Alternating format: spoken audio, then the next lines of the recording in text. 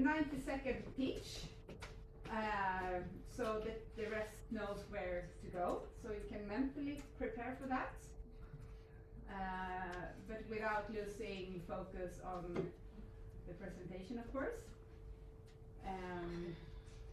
Yes, and then I have, maybe I should just say also that if you are, if you wonder, some presentations are followed by a discussant and some presentations are not followed by a discussion, and you might wonder what's the difference. And the difference is that the ones that are followed by a discussion, they have submitted this full paper work in progress. So yeah, it's another format. That's what's going on. And I just wanted to also to announce one thing that I forgot to tell. No. Yes. I managed. We have some exciting news that we are planning for a special issue based on the work that we do on the conference or this workshop. We expect at least some of the full papers to be submitted, but this is open to everyone here. It's actually open also beyond the conference. But I suggest that you take the conference and the input that you get here, as inspiration and the feedback and so when preparing the papers. More information. This is a sneak peek, so it's not really published yet, and it will open end of March and have a 9-month submission window. But I also encourage you to not wait until like December 30th or 31st, because we would love to have some more papers, and the papers will also be published like as soon as they are ready. So please submit them. But you will hear more from us about this. We will email you about more information about how this will work. Yeah. I think that was it, and with that, we hand over to Guy, and Bhavna will discuss the paper afterwards. Now I lost my coffee again. Ah, there. Okay, That's it. Yeah. Let's try it out. Apparently it works. I think it should. It's a Christmas present. But I forgot to use batteries lastly, so now I've put batteries and apparently it works. There we go. If you can stand there. So yes, there. I will stand in the corner. Far corner. I think you can come. Just near the laptop. Just near the laptop, so that people can see me online. As long as you can see the screen, I guess that's the most important thing. I'm Guy van Ifterik here, and I'm supervised by Pirapan, Sander and Vincent. Well, most of you know Pirapan as well, and I also saw some of you last year during the conference in Vienna, in which me and Pirapan, we held a workshop on Friday morning, in which we experimented with a new method. And today I want to come back to this method, because we improved it, we tested it, we applied it also in real world cases, so to say, and here are the results of this research. And it's not so much system dynamics, but it's participatory modeling, and also I'm moving from applying system dynamics to answer research question towards more method development. But let's first start with the problem, which is related to mobility hubs. I don't know if you're familiar with mobility hubs. Probably you know what I'm talking about, more or less. But we conceptualize them as nodes of connectivity. So places where different transport modes come together. For example, here you have a bus, and when you arrive at the bus, you can switch to a shared bike or a shared car. But that's only one type of mobility hub. You can have much bigger options. For example, you can have trams, you can have metros. It can also be international hub, such as an airport is also a hub in a way. So that's one part. So you have this mobility part, and you also have a land use part, in which you have different activities that gather around this mobility hub. So in this case, you will have some greenery, you will have a package delivery system, you have a coffee counter, but again, it can be much more than that as well. So you could have restaurants, you can have retail, you can have public services, you can have offices, etc., etc. So it's basically this transport-oriented development conceptualization within a mobility infrastructure. So policymakers that are focused, that are busy with the implementation of these mobility hubs, have quite high expectations of these hubs to transition to a sustainable mobility system. But we also see that they're facing quite some uncertainties related to the implementation, deep uncertainties. So you cannot predict, we cannot know the future. You can never predict the future, but here it's more difficult because there are a lot of different factors influencing this. For example, what will be the future of mobility? So we don't know what kind of different technologies will come up in the future. For example, maybe we have autonomous vehicles, etc., that will influence the mobility system. We don't know the effect of the hub also on behavior. So we assume that people will use it and be more sustainable, behave in a more sustainable way. But we cannot know in advance, of course. We have uncertainty about the type of hub to implement. So now we have a small hub here, but well, for other places maybe it's more useful to have more mobility, and other places more land use related elements. And I think a very important one is especially related to the collaboration of actors towards implementing these hubs. So here it's related to the allocation of responsibilities for carrying out this hub project in the end. Because you have a lot of different actors that could be involved in mobility hub implementation.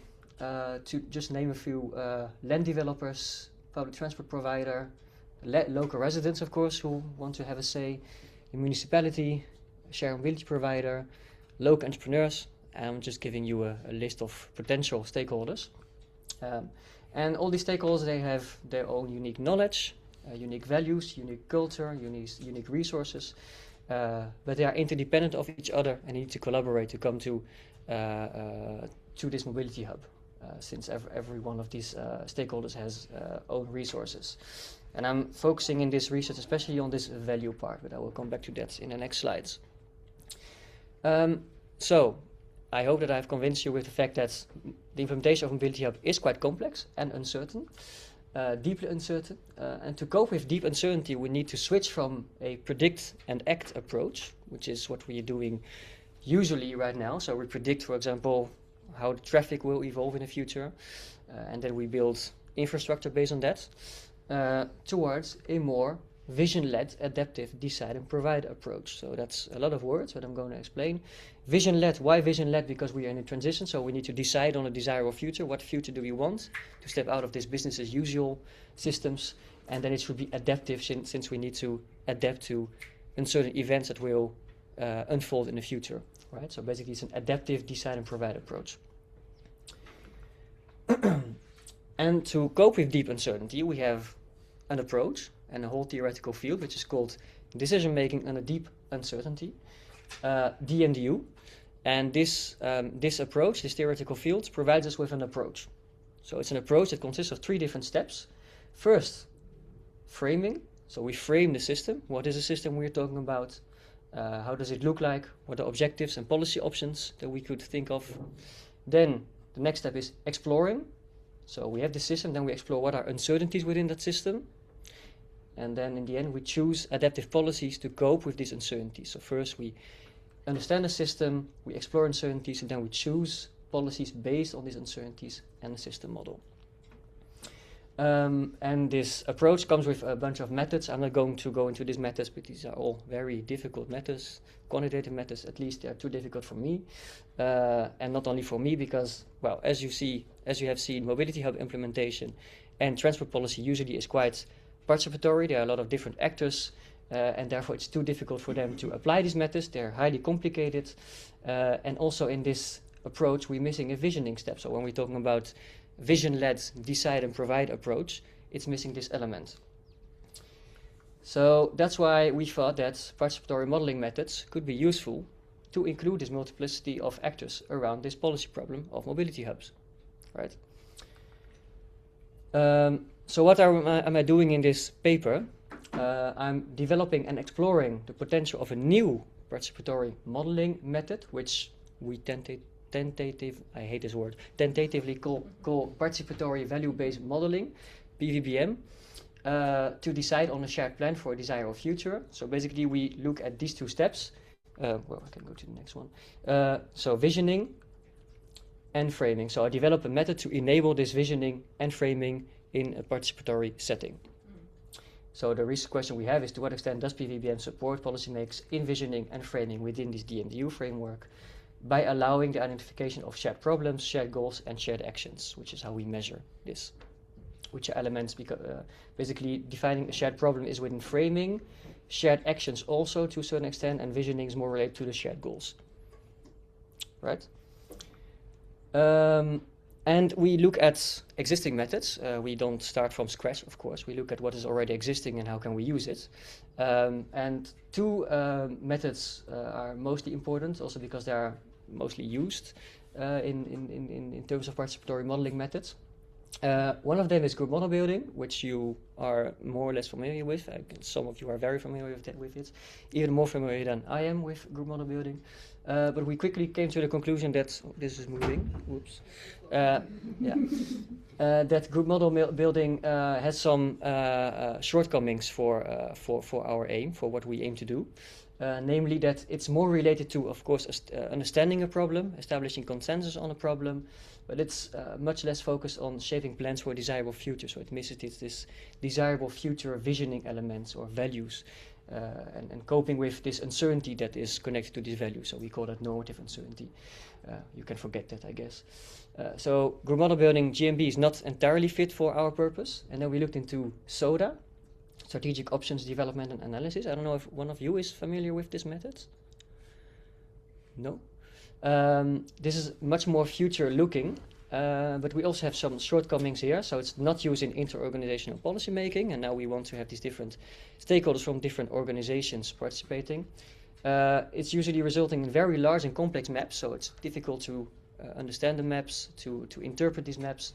And it's also traditionally developed by a single modeler based on individual interviews. So there is a modeler that goes to every one of the participants, asks, well, what is your model? And then this person builds a new model and then comes back, this is my model, what do you think? So it misses this participatory element.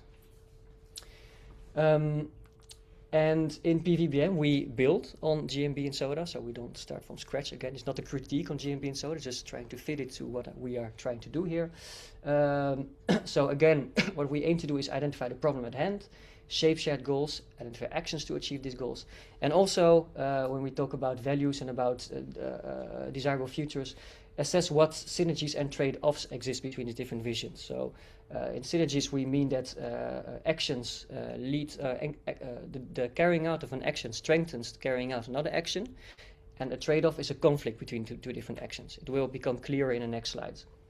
And we also have two phases, so a diversion phase first, and then a conversion phase, which are also, well, I guess you're familiar with that since it also exists in group model building and also in SODA, by the way. In the diversion phase, individual interviews, and then I bring them together for the conversion phase, which is the model building in a workshop. Where did we apply this? Well, one of the cases is in the city where my university is located. So the university is here, and I have to bike 5 to 10 minutes to arrive here, which is a neighborhood called Winkelsteeg, and now it's a neighborhood with close to nothing but car industry. And some people live there actually, people who dare to live there. But the municipality wants to redevelop this neighborhood into a nice, beautiful, livable neighborhood. And they also plan to install some hubs in this neighborhood. But it's still unclear where these hubs will be located, if there's one hub or multiple hubs, right? And we had 6 participants. Quite an even distribution, since 4 are from municipality, 1 company and 1 citizen. Luckily in Zwartsluis, the other case that we used was in the north of the Netherlands, and that's a smaller village, an old village with an existing community, and they have a bus stop there. And this bus stop, well, they're not happy with it anymore, so they want to develop it into a mobility hub. So the location is already predefined, the community is existing, and we have more participants, 9 participants, from which 3 from the municipality, 2 from the province, 1 from a company, 2 local stakeholders, and 1 from the transport company. Again, we didn't want to, of course we want to bring them the method and that they can get something out of it, but we essentially as scientists, we are testing the methods, and hopefully they get some interesting insights from the application. So what do these different steps mean? So I talked to you about the diversion phase and conversion phase. So let's first look into the diversion phase. I went to each of these different stakeholders for each of the case, of course, and I asked them. I had interviews with them, and I first asked them, what are your goals for this particular area? So apart from, we're not talking about the mobility hub yet, but we're only talking about goals. And this guy from Winkelsteeg, he's working at the Nijmegen municipality, he said that he wants, the usage of space to be efficient, he wants Winkelsteeg to be accessible, and he wants sustainable and active mobility in this neighborhood. And based on that, I asked each of them, so based on your goals, what does this mobility hub look like? So then they came up with a bunch of elements that would support the achievement of each of these goals. For example, to achieve sustainable and active mobility, you would have to have a sustainable parking policy, parking on distance, you would have to have your bike in the vicinity. To achieve efficient use of space, you need efficient parking policy in terms of space, etc., etc. So I asked each of them to come up with these elements, and then I developed them into a model. And then I brought all these different people together into the workshop, and this workshop consists of 4 different steps. The first one I will be quite short about it, but it's to share and discuss all these different models. So I put them in pairs, and I asked them, so explain to the other one what your model is about, and reflect on that. So do we see any differences, any similarities, just to get to know each other. Then participants agree on 4 general goals that will be leading for the workshop. So they have all these goals in gray, and I clustered them, because most of them are quite similar, into 4 different goals, and I asked them, do you agree with them, yes or no? Plot twist, no, but we worked with them, and we came eventually to 4 shared goals that they all agreed with. Right. And then for each goal, I would ask all the participants to choose 3 actions that they think would achieve the goal. And based on that, we discuss synergies and trade-offs between these actions. I will come to that later in the models, because that's easier. One example. This is the model that we built with Winkelsteeg, so the first case in Nijmegen. So you can see the 4 goals at the top. I'm sorry, it's very small. I didn't think about this earlier. Stupid from my part. But basically, Winkelsteeg is livable and safe. Winkelsteeg is accessible and connected. Winkelsteeg has a recognizable identity. And Winkelsteeg is sustainable and future-proof. So these are the 4 goals that were identified for this workshop. And I think that everyone can agree with that. If you don't agree that Winkelsteeg should be livable, then I don't know. If someone wants an extra goal, of course, we also had the possibility to add a 5th goal. Sorry, I'm going to drink some water. So then we had these 4 goals, and then I asked the participants to come up each with 3 actions to achieve the goal. So these are the elements over here. For example, we need city buses at the hub. We need walking and cycling paths. We need parking garages for license holder. We need a clear and open hub. We need clear sidelines, etc., etc. So, for example, clear sidelines would lead to Winkelsteeg being livable and safe. So for each goal, I asked them come up with 3 different actions. Then we clustered them together. So we made different clusters. For example, we have a cluster which is only about facilities, a cluster about accessibility, another about placemaking, and we have also facilities here. So we clustered them only under each goal. And based on that, we looked at the connection between these clusters. So where are they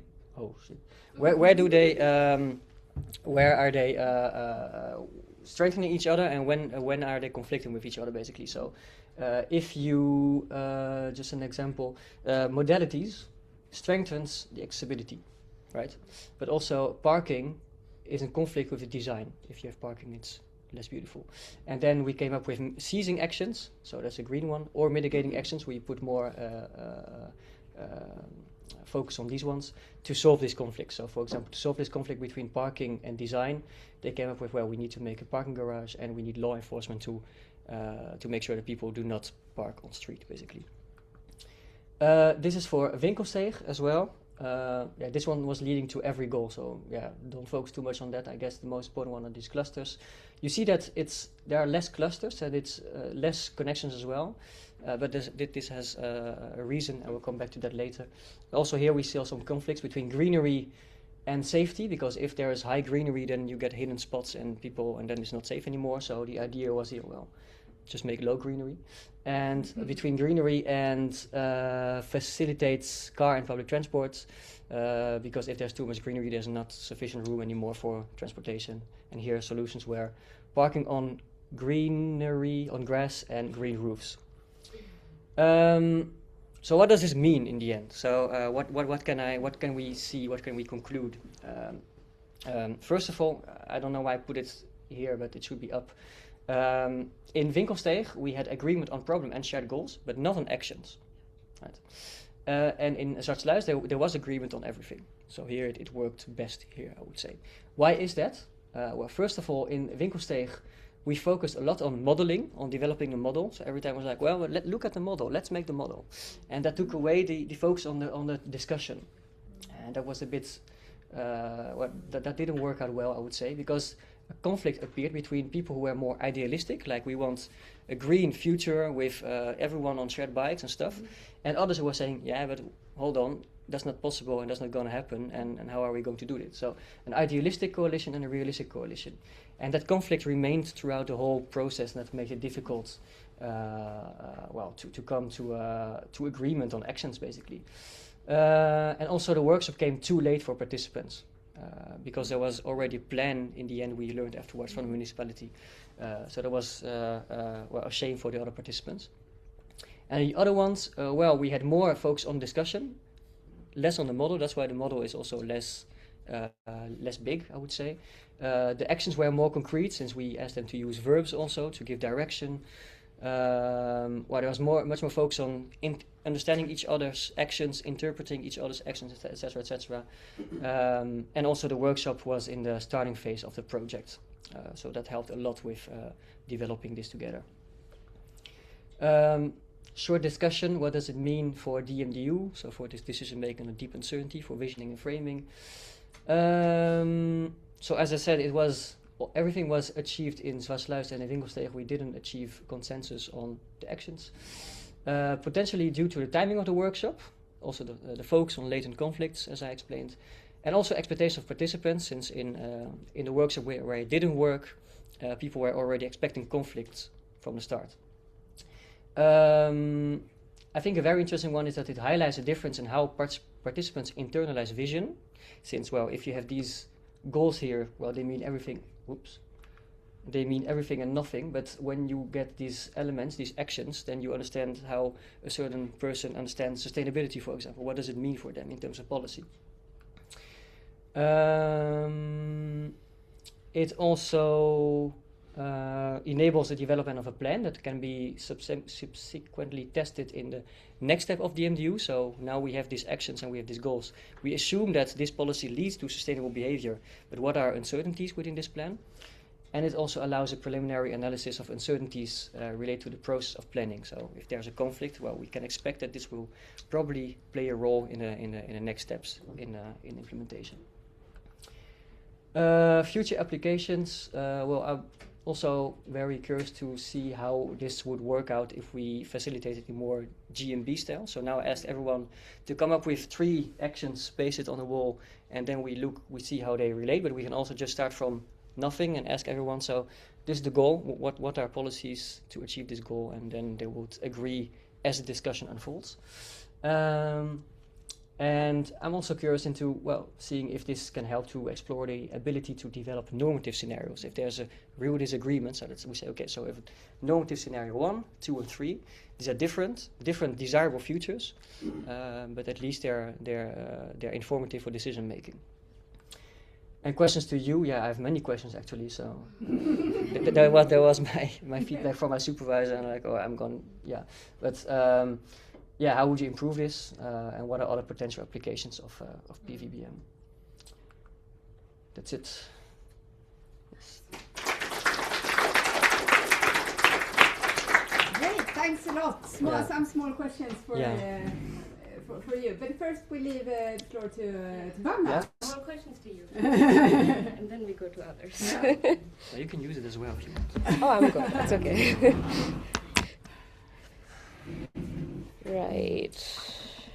Oh, not notes.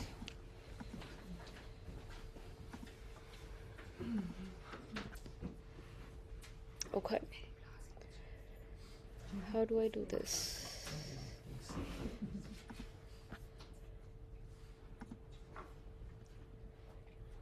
Sorry, just a second. I'm confused with my own slides now. Yeah, the title has changed. I'm sorry. I changed it based on what was on the thing, but It's changed 3 times.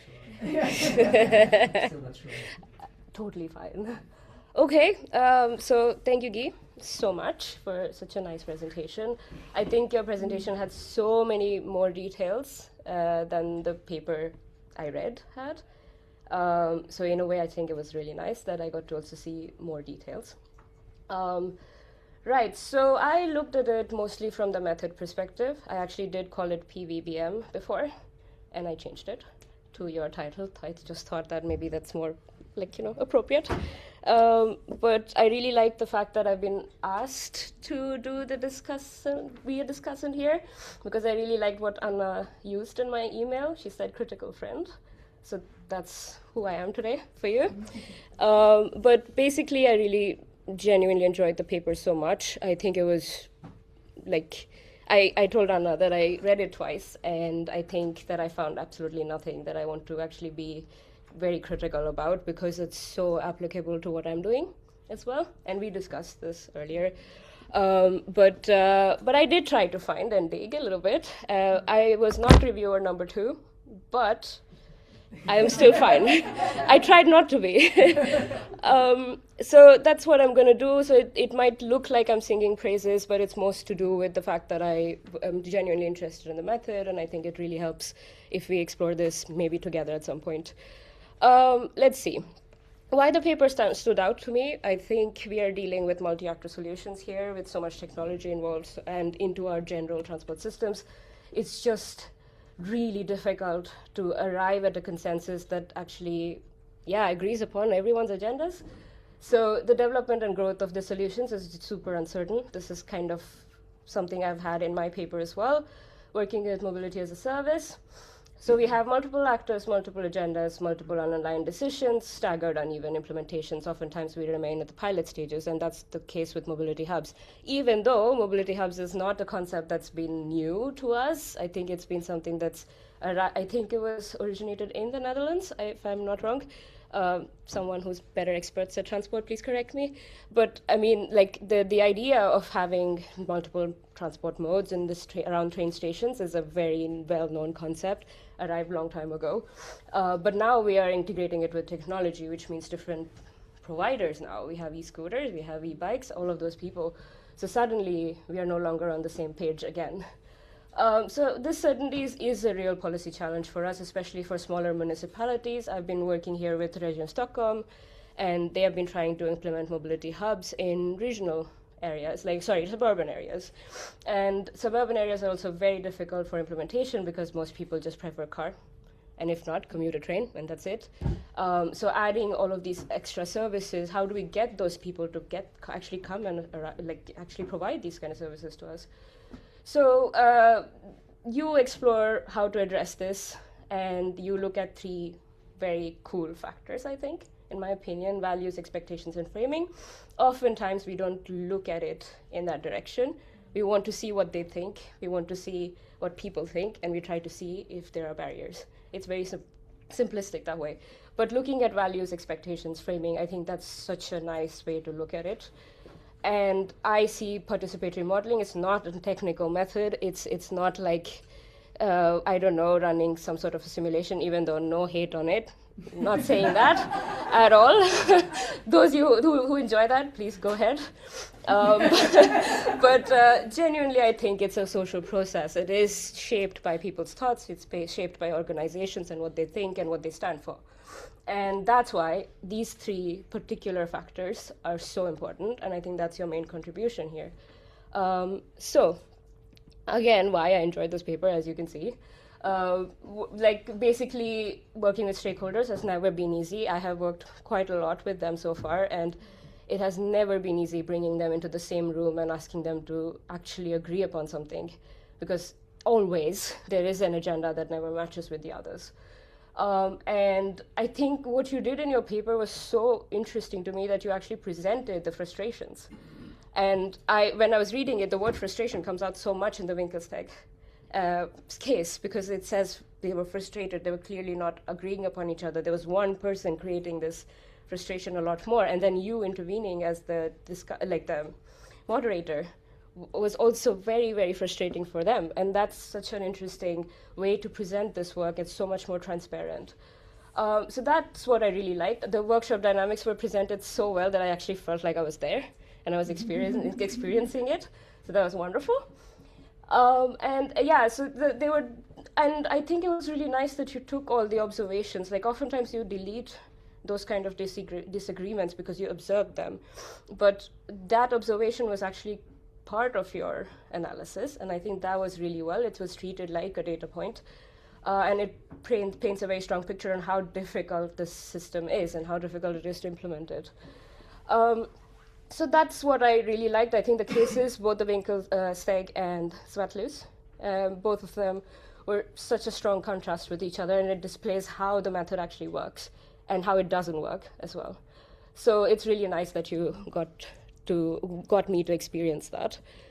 Some questions that I still have lingering. I right now show you these four. I have a huge list here. Then we talk about that later. But according to you, I saw various different roles for the method.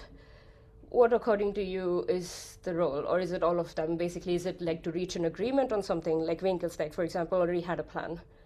Was it to reach an agreement that we have this discussion with them? We portray this model to them? Conduct some kind of diagnosis. There's already a mobility hub. Someone has implemented it. Now what? How is it performing? Is the method useful for that? And then, do we learn from it? We just sit there, we see everyone's different kinds of methods that they've applied to implement mobility hubs or plan to implement mobility hubs, and do we do some sort of learning process? Or do you see it applied to all of them? What challenges do you see if we try to do all of them as well? That's the first question. Do I just present everything first, or let him answer, or? Okay, I just present everything. I present everything, and then we keep track. This slide then, because, yeah, we leave this on, and then we talk about it. I forgot a paper, so I cannot. Then we keep this on.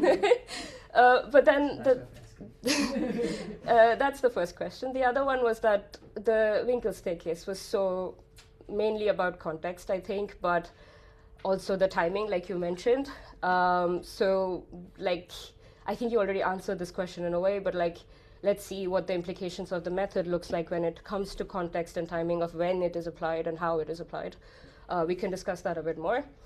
How much contrast between these two cases? You attributed this partly because of the conditions, of course, time and things like that, but how much of it is the actual method and the actual group of people you sat down with? And finally, where would you not recommend that we do PVBM? In which conditions do you think that it will absolutely not at all give us any answers? I don't think there is any that we can't try out, but still it would be good from you to know. And I have a few points on how to elevate the work, but maybe we first go through the questions and then we talk about that. Yeah. Answer. Let's go. What, according to you, is a primary function of PVBM method? Well, it's visioning and framing, yes, of course. Which was the theoretical background of my research. It has changed also a bit because it's to make the storyline stronger, I think. And at first I wanted to, develop something to, reach agreement, consensus to a certain extent. Yeah. But, as you say, that's very difficult or sometimes even impossible. at least when there are two types of different conflicts. I mean, there is the more the task conflict and more the relationship conflict. So task conflicts, usually you can deal with them when you are modeling together by focusing on them, by asking, well, how do you think about it? To getting people to understand each other. Basically. And relationship conflicts are much harder because that means that, well, I hate you and you hate me. And I'm not going to solve it with a model. So absolutely not. So that would be a limit, I think, in this way. And also that's why I think in the end it's not really about consensus, it's about understanding each other, understanding where the differences lie. If we can solve the differences, then it's fine. If we cannot, then it goes to the next step. Maybe we can develop normative scenarios, different scenarios. Exactly. So that's, I think, well, we can reach agreement, but it doesn't have to. Okay. In the end, what I saw also in Winkelstein, that people, I was very upset with Winkelstein. Yeah, I saw that. It felt that way. Anna was there and also saw it, I think. I recovered from it. But the participants, they said, well, it's a nice method. I really enjoy it. I was like, seriously, you had conflicts for 3 hours? Yes. Thanks to this, they really saw what the plans were of the other actors. So like, also the municipality is doing all these things, and I'm also part of the municipality, but I'm not even. No one told me about it, and I'm the one who is then. There was a guy who was working in this neighborhood, and he needs to deal with all the problems from people living there. And so people from above, they say, well, we're going to implement this and this and this, and he's harvesting all the problems. He doesn't say, well, I want to park my car, and why have you done it this way? And then he has no solution. He has no answer. So he was really upset about that. So it's really also getting insight into how everyone thinks and the plans are of different people. So I think that's also one of the main functions of PVDM. So learning indeed is indeed diagnosis. It's all included. Then the question 2 and question 3, I see them a bit similar. Quite similar, I also see that. So basically, it's difference in results. If it's more like the method or the people you're working with. Well, in Zwartsluis, people acknowledge that they were all quite nice to each other, and also, as I told, it's also expectations. So they didn't expect much conflict. They didn't know of each other, so they really enjoyed talking with each other, but they didn't expect conflict. And in Winkelstein, they expected. They were like, well, this is probably going to be a very conflictual, a very conflictual workshop.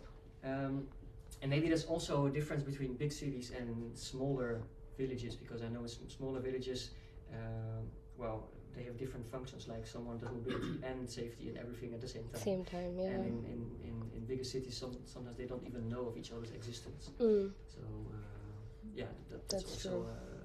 So context, yes. Timing of the method, I think, yes, for Winkelstein for sure, because people who were not, they didn't feel taken seriously because it came too late for them.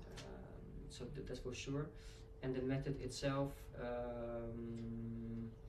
I applied it in a very similar way, except the two things that I highlighted. So more focus on discussion. The discussion is more important than the model. The model is just to visualize stuff. Absolutely. But it should not be only about the model. And the other point is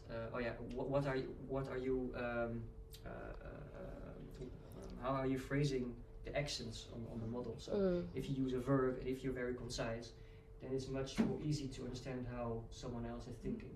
And if you don't do that, then it gets fuzzy and ambiguous, and people don't know what we're talking about anymore.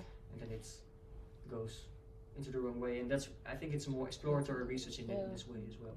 And then conditions, not recommend using this. Good question. I did not really think about it. I think it is useful for mobility hubs. That's good. But maybe not for every project. And that's also because with mobility hubs, and maybe also with mobility as a service, for example, I saw that these municipalities, they get funding for it. So it's like, well, I want money for mobility hubs, so I'm going to implement it, but they don't know why. So they're going to implement something, and then it works or it doesn't work. Sometimes it's just luck, sometimes not. But here they really reflect on the goals, because it's a means to an end. So we first start with these ends. So what are the goals that you want to achieve and how are Right. you going to achieve them? Because maybe in the end, mobility hub is not even the right solution. No. But that's what I Yeah. was thinking of asking here, is because most of the time that's why it stops at pilots and doesn't move forward at all, because there was no alignment of any kind of, oh yeah, this is what we want out of this is what we want for the municipality, and that's why we want this here, and that's why we want the specific tailor-made bunch of services to be part of this.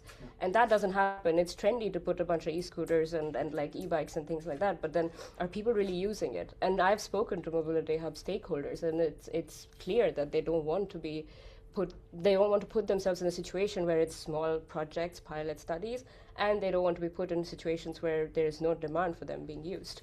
And it's so clear, and it's kind of similar with mobility as a service as well, but but that's a whole other can of It worms. also starts with the concept of mobility hub. Like Yeah. we don't even know what a hub is. Yeah, Like that's you have true. small hub, big hubs.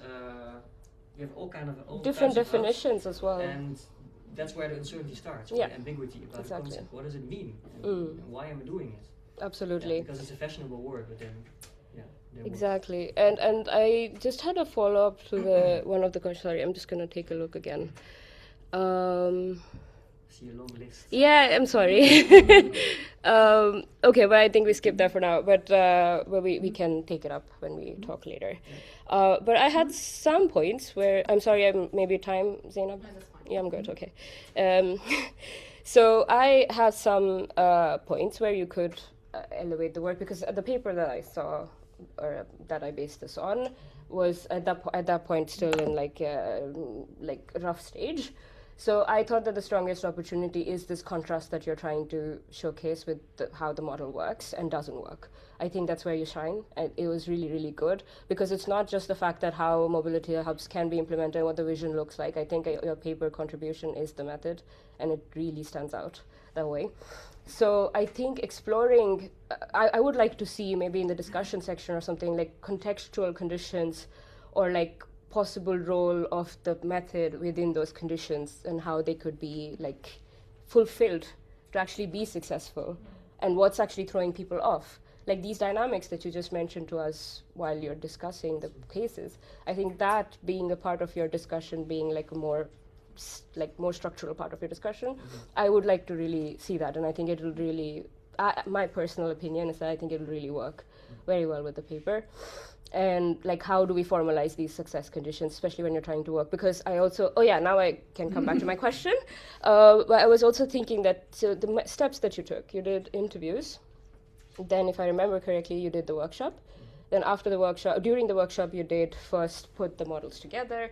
You then had them discuss it. They came up with actions. You had the strategies, synergies, trade-offs, and agreeing actions and mitigating actions. And then you had a post-survey, right?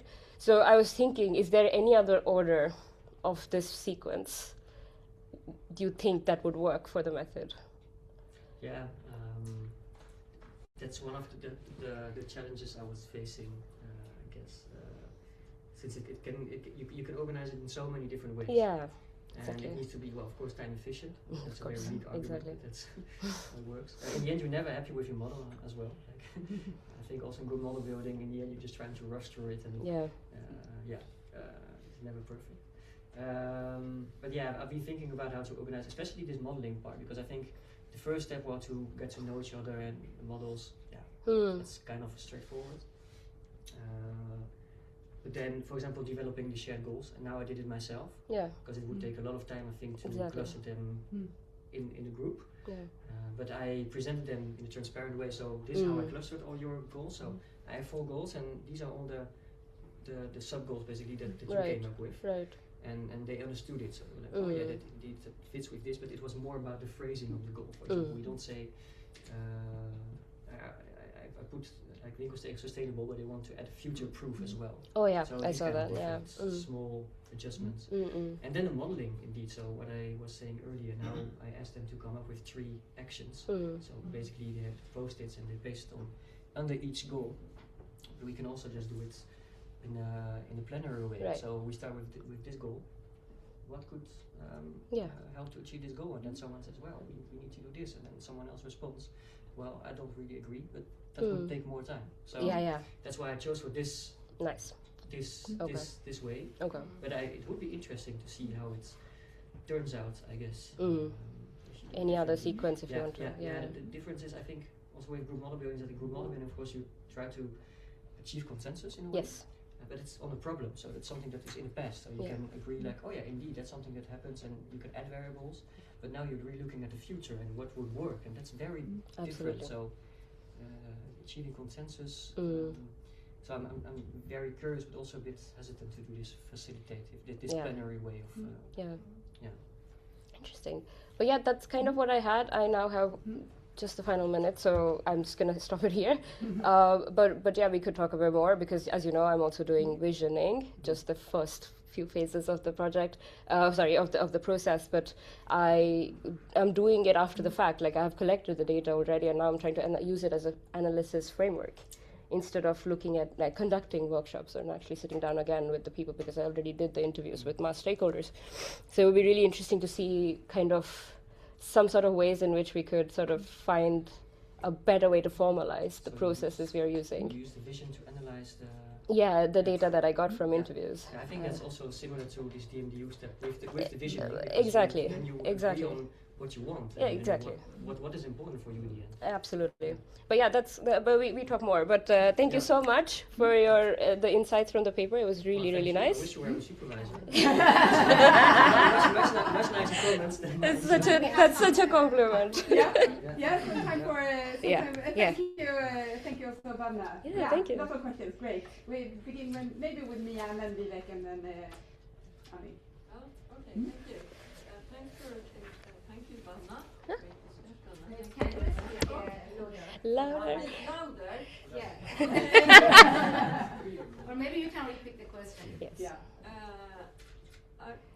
So I come at this from doing participatory design as a teacher and responsible for our master program, Industrial Design Engineering here. And I'm thinking that it's interesting that you choose the word participatory here. And then in the light of the previous presentation we heard about just transitions. How do you bring justice here, and why are you why participatory? Because there are long traditions in participatory design. I mean, participatory design starting off in the Scandinavian being empowering an employee or a citizen. And then if you have one citizen there in your workshop, is that participatory?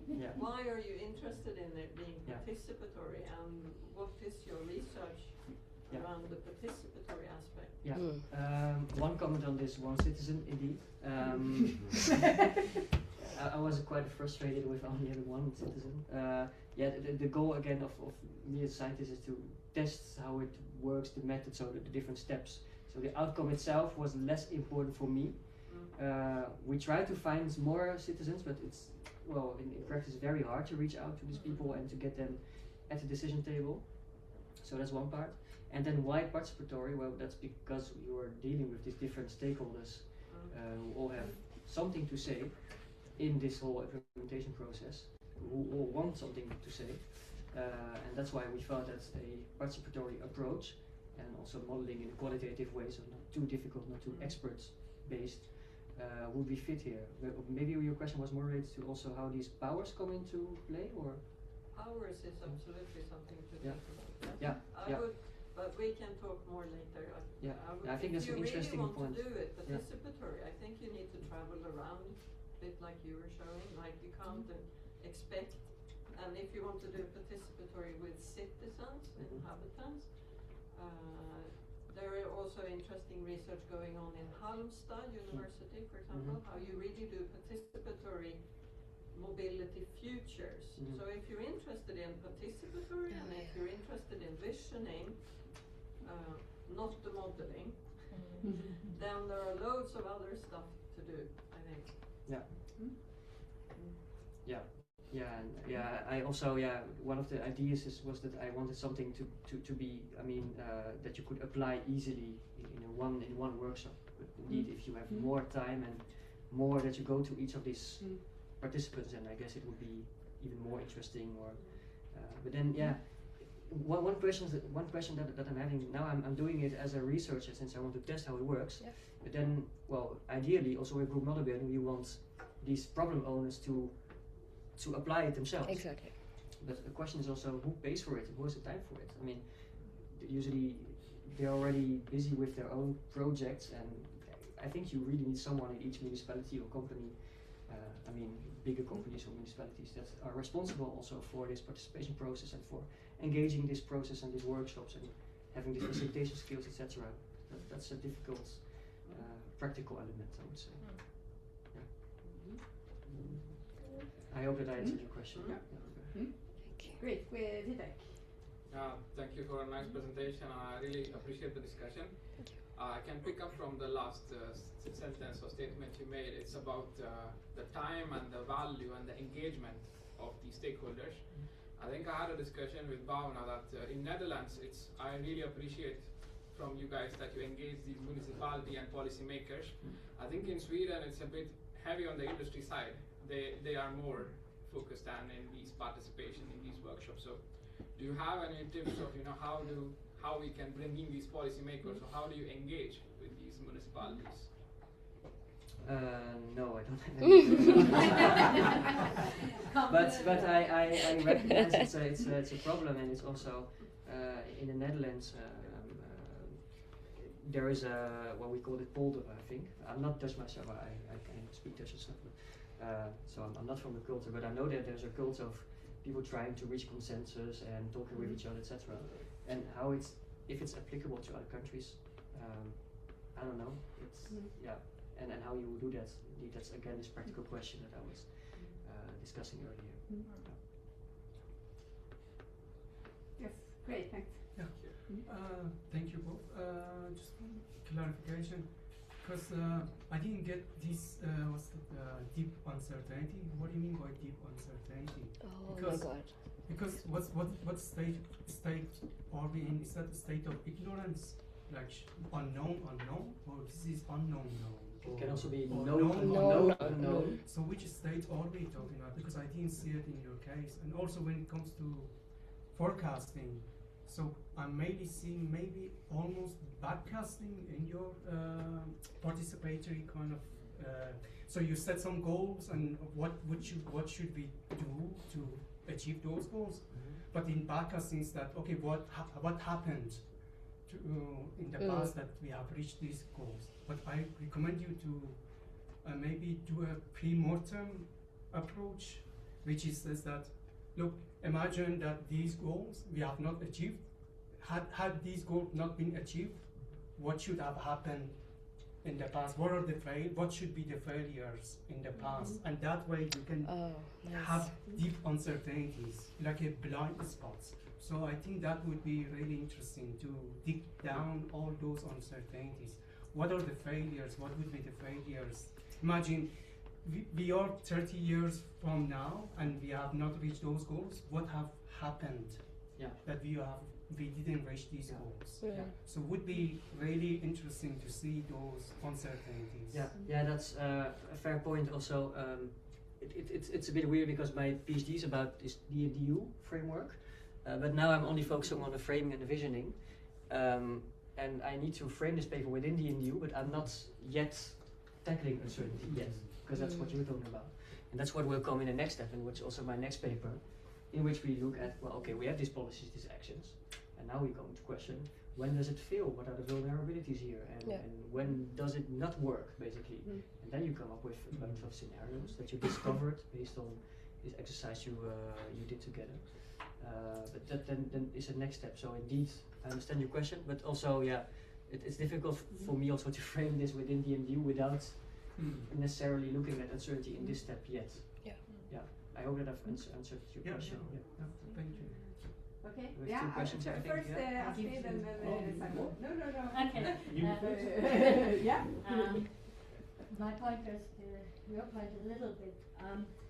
What I think could be clearer is what is the benefit of this systems thinking approach in the visioning aspect, because there are a lot of visioning techniques, design thinking, etc. in participatory methods. And I wasn't quite sure, why do you use the CLD? What does it, or not the mapping, not the CLD, the mapping approach. What does it add to the other visioning? So I think that could be something that you could work out a bit more clearly. Good question. Yeah, it started with, well, modeling indeed being a way to visualize stuff as a boundary object as well between people, so that you can discuss through his model. In the end, eventually I saw that the discussion was more important than the model. But I think that's something that I should make clearer as well. Indeed. Yeah. Why modeling basically, but not CLD, because I'm not doing system dynamics. I think that I'm doing participatory mapping or participatory modeling. Yeah. Thanks. Yeah. I'm just interested in the failure case. How did they plan the thing they planned, and what was so controversial about what was discussed in the workshop? Would they have come up with something completely different? Was it a case of, there's something that you brought out through your method which they hadn't thought about, or what was it? Sorry if I understand correctly. It's why they chose to do this basically. No. It was a failing case for you because they'd already planned something. First of all, do you have to write how they planned it, and how your method differs from how they currently plan it as a part of the context? And what was it that was so controversial? Was it because they were defending what they've already planned, some of them, and the others were maybe attacking it because they weren't involved? Yeah, that was the controversial part. And would they have come up with something completely different? If it was not, if they had been involved from the start, you mean? Yeah, how different would it have been? It is so controversial. I don't have an answer to that, but I think indeed everyone has a plan already in his mind or her mind, like we all think of what we want. But what was really appreciated in the other workshop, since it was in the beginning phase, that you had this room for discussion, that you had the room to change things. And here it was so stiff because we're always coming back to, well, this is what we're going to do. And that's hampered this whole discussion. And I think that's the element that made it difficult, because at least then they would feel heard and could be taken into consideration. And, But that's the same question I had on one of the things. I as Guy said, I had the opportunity to participate in this the failed workshop, and even if I'm not fluent in Dutch, it was a very nice experience, and I could really feel the tension in the air, but I think it's also a lot of related to personalities, because the person could have acted more open, which made me also think about, so how do you recruit persons to the workshops, and so I guess, but you were already into that with personality and the role to facilitate as well, I think. I'm not an experienced facilitator. I had Perapan with me, and also Sander, so two of my supervisors who have more experience. But still, it's difficult to manage groups. The same with model building as well. Sometimes you just have people very difficult to cope with. So there should be something in facilitation that could make it easier. Well, again, one of my findings is indeed focus more on this discussion and let them speak out and talk about it, instead of going back to this content. That's less for them. And it also relates to your talk, Vanessa, that you really prepared for different types of people in the group. Okay, I think with that we thank Bavna and Guy for good job. So now we have Thank you so Of course, thank you as well. It was so good. Nice comments. Thanks. Absolutely. And we are now so we do 20 minutes coffee break. So we start here 10 to 3. And then just the lighting guys come here. So so we just want to set up Yeah. what they need. Yeah, so Just these people Just come here. For online, is it like done for the day, or we ask for Simon's presentation, I guess, in the end, right? yeah, we can connect them again. I wrote for them that we will come back. Wait. Yeah. Just let's write that. Yeah. 16:40. Yeah. Yeah.